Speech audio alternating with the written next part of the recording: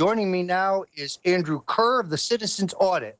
Talk about one of my favorite subjects, a weasel that we need to keep our eyes on very carefully, and that is the former conservative flip-flop artist and liberal hitman, David Brock.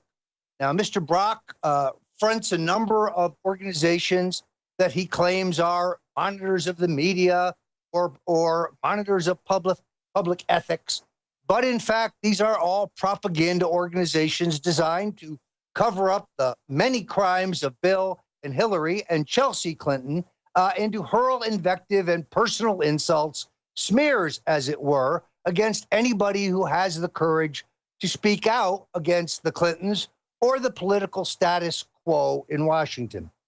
I estimate that Mr. Brock probably burned through perhaps $30 to $40 million in the last election, having absolutely, positively nothing to show for it.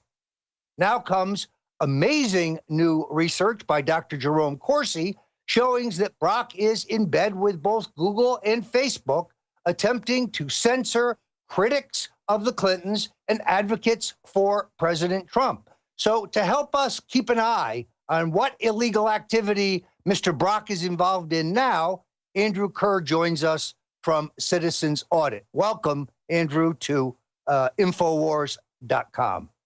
Thanks, Roger. It's an honor to be speaking with you right now. So you have done some extraordinary work, and I always enjoy reading the updates on your site. Tell our listeners who Mr. Brock is, where he came from, and what he's done. He's like you say, he's a former conservative author. He wrote The True Story of Anita Hill back in the early 90s. And he was commissioned to essentially write a hit piece on Hillary Clinton, on the Clintons in the late 90s. And he came out of that being a staunch ally of them. He did a total ideological switch, ended up founding an organization called Media Matters for America, a supposed watchdog, a conservative media watchdog, information fact checker. And since then, he's got a total of 14 entities that he's running out of his office space, a variety of supposed nonprofits, foundations, and super PACs that were working directly with the Clinton campaign during this previous election season. And yeah, he probably did burn through $30 or $40 million. And just a couple of weeks ago, he was asking for another $40 million from his network of donors. For round two, now that Trump is in power. Well, evidently his manifesto leaked. I've seen a copy of it. Dr. Corsi's seen a copy of it. I know you have seen a copy of it. It's quite grandiose. He takes enormous credit for things that, in fact, he had nothing to do with. It's amazing to me that based on my calculation, Bill and Hillary Clinton probably spent upwards of $2 billion in their efforts to seize the White House. The cost of the mainstream media coverage of the campaign, which was really one long Hillary Clinton commercial, that in itself is millions of dollars. Now you figure in the manipulations of Facebook, the manipulations of Google. It's really a miracle that Donald Trump won, given all that he faced. I am under the impression that based on a very comprehensive and well-drafted complaint at the Federal Election Commission, that Mr. Brock has broken multiple laws, that he has been shuffling money between nonprofit entities, hard money entities, and so on. I know this. If I did this, or if you did, Andrew, we'd already be in jail. Exactly, and that's the problem, is that we have Media Matters for America is a charity. It's supposed to be a charitable organization, and here's a snip from their fundraising document from a couple weeks ago. Media Matters has already secured access to raw data from Facebook, Twitter, and social media sites. We will now develop technologies and processes to systematically monitor and analyze this unfiltered data. So they have a line into social media sites in order to review the data, analyze it, data mine it. And here's what they plan to do with it. This is their top outcomes. Over the next 4 years, Media Matters will focus on exposing serial misinformers and right-wing propagandists inhabiting everything from social media to the highest levels of government. Internet and social media platforms will no longer uncritically and without consequence host and enrich fake news sites and propagandists. So what they're saying is, it's one thing to go after Roger Stone, which they have, and we'll get to that in a second. But it's not, what they're saying is that they're going to go after individuals on social media if they determine those people to be serial misinformers. And we have to ask ourselves, is that what a charitable organization should be doing? We have people that are donating money and they're deducting that from their tax returns. And they also talk about, they brag about how they targeted you, Roger, saying that we put pressure on CNN, MSNBC, and Fox News, and due to our pressure, they stopped booking Roger Stone on their shows. So these shows wanted to have you on, and then Media Matters came in and said, no, his views are unacceptable. Don't book him anymore, or we're going to put pressure on you. We're going to put pressure on advertisers to stop booking with you, in an effort to silence you instead of allowing you to debate and let the merits of your ideas and thoughts judge what you're saying. They want to silence people that are saying things against the status quo that they want out there. And you were speaking to Alex Jones before about Twitter. How if you look at Donald Trump's Twitter, and 100% of the replies, it's all negative, even though all of his tweets get 50, 60, 70,000 likes.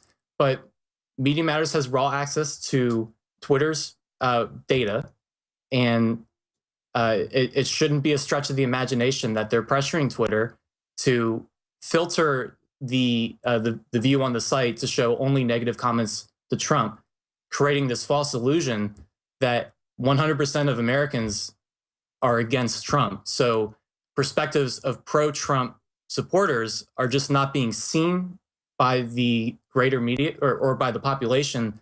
And then we get into the situation where there's millions of Americans that believe that everybody that voted for Trump is a Nazi, racist, xenophobe, which is just not true.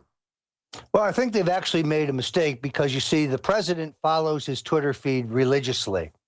And he's a highly intelligent, in fact, brilliant man who will quickly realize that the responses are being manipulated. So I think this will open a window to a broader understanding of what Brock and the extreme left are up to. As far as their successful efforts to censor me in some kind of Stalinistic-like censorship, in all honesty, I would never have met and affiliated with InfoWars and Alex Jones if I was regularly appearing on Fox. So they have done me an enormous favor. And based on my studying of the data, Andrew, you and I are reaching far more people right now than CNN or Fox in this same time frame. So in essence, these attacks on us have only made us stronger. I understood that Mr. Brock was trying to seek some formal role in deciding what is fake news. And that's laughable because virtually everything he and his twisted little sycophants at Media Matters crank out is the fake news. They are the purveyors of fake news. They may be the inventors of fake news. What say you?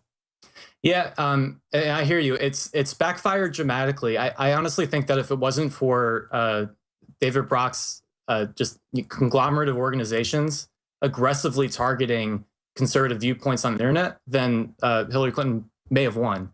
I think that it totally backfired, and it's kind of hysterical to see him trying to do the same exact thing without, obviously he hasn't learned his lesson. But on the other end, though, a large majority of Americans, a significant percentage of Americans get their news from Facebook and Twitter. So, whether or not people would like the news that is being produced by alternative media sources such as InfoWars, what Media Matters is trying to do is to just make those posts, those links to any alternative news sites, just not show up at all. So even if somebody wants to see that news, see that insight, how can you find something if you don't even know what you're looking for? So they just want to, contain the echo chamber and keep their echo chamber in place instead of allowing communication to happen between the two opposing political ideals in this country. What's particularly interesting to me is given David Brock's long record of ineffectiveness and the fact that he spent a huge amount of money and achieved virtually nothing, particularly given the enormous built-in institutional advantages of his candidate, I can't imagine why any rich liberal would give him 10 cents. In fact, if I were George Soros, I'd be demanding a refund. This guy's an incompetent. He lets his boyfriend run the organization by and large. He has been caught cheating on his taxes. Look, I owe the IRS some money, but I have a payment plan, and I pay them every month, and it hurts, I assure you. But Mr. Brock is not in that situation, as has been widely reported. So, look, I think that he's breaking multiple laws. I think it's perfectly understandable why the Obama Justice Department hasn't looked at him. But if we're really going to have equal protection under the law, then frankly, I think he should be brought to justice, not for his political ideas, but for the fact that he's cheating and that he's violating federal election laws in this incredible effort to smear and call people names. In all honesty, I'm tired of being called a racist. I was out working against the racist Rockefeller drug laws in New York State before David Brock was in long pants. I was helping Richard Nixon desegregate the public schools without violence before David Brock was a gleam in his father's eye. So this name calling, bigot, racist, and so on, it is what the left does when they can't refute your ideas with facts. It is really beneath our national political dialogue. That's my view. Where do you think Mr. Brock goes from here, Andrew? Because I know you are wisely keeping a very close eye on him. Well, about 6 months ago, I started looking into his organizations because all of a sudden, there was just all this astroturfing online. It looked like paid comments, pro Hillary Clinton comments online. And it turns out that David Brock's, one of his super PACs, Correct the Record, was essentially correcting Hillary Clinton's record online. And they were out in the open saying that, hey, we're a super PAC, but since we don't make any paid advertisements on TV or on the radio, we just stick with online communications, we can directly coordinate with the Clinton campaign. So we can wait for orders from the top and then distribute the message on internet forums across the internet, creating this false illusion that a lot of people like Hillary Clinton when that just wasn't the case. So that goes to backfiring against what his intentions were. But the problem here and what I'm looking into, my investigation is trying to unravel the complex relationship between his up to 14 separate entities that are all sharing office space with Media Matters in downtown Washington, D.C. And it's extremely complex. And we talk about submitting an official complaint. Well, the problem is on the right, there isn't really much infrastructure for for groups that focus on litigation against liberal groups that may be breaking the law. There's no real, there's not a network of organizations that focus on that type of thing.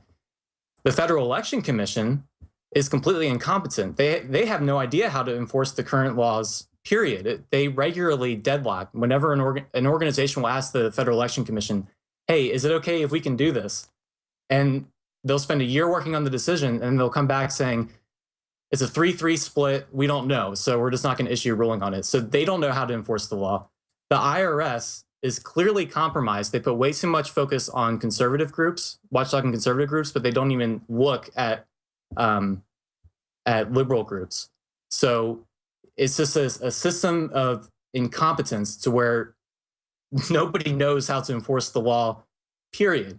And so what David Brock is doing, in my view, is getting away with as much as possible out in the open. And he's protected by none other than just the complex relationship between multiple nonprofits, foundations, and super PACs all working together under one, it's really just one single entity, but they claim to be 14 separate related organizations.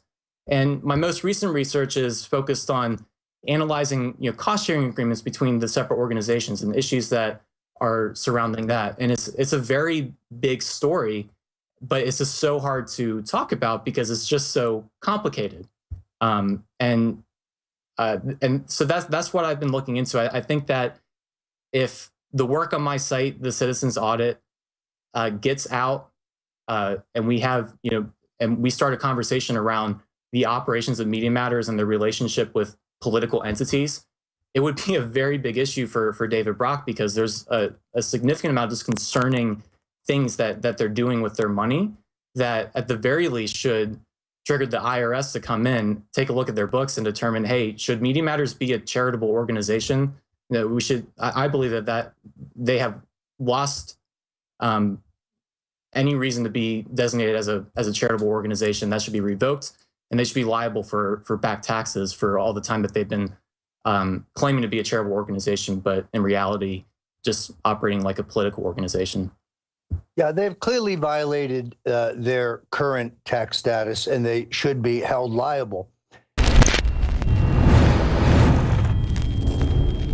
In case you haven't heard, InfoWars has become the most influential media outlet in America. We're making freedom go viral. And now we are proud to announce a new weapon in the epic battle against the globalists. InfoWars Prime, where you can watch live high-definition feeds of The Alex Jones Show, plus exclusive insider videos from the InfoWars crew and behind-the-scenes action. Go to Infowars.com/app and download today. InfoWars Prime is available right now for your iPhone or Android. You will have access to exclusive videos that you can't see anywhere else. And that means live coverage of events and breaking news on location as it happens. You can also take advantage of amazing deals from the InfoWars store that are only available for InfoWars Prime subscribers. That's InfoWars Prime at Infowars.com/app. And if you can hear my voice, you are the resistance.